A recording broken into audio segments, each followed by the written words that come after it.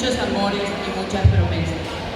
Y en honor a aquella joven San Bernardino a la cual nunca jamás volvió a ver, Demetrio compuso en 1948 la guaraña Recuerdo del Pacaraí. 2 años después, la señora Zulema de Miesquil le adaptó una letra a la letra original de mi padre, y así está registrada.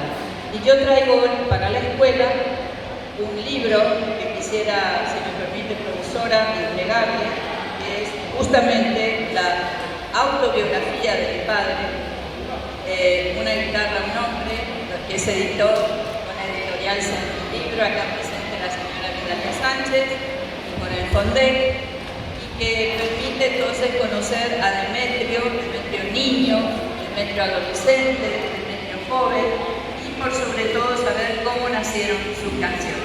Para la biblioteca de la escuela, con mucho cariño.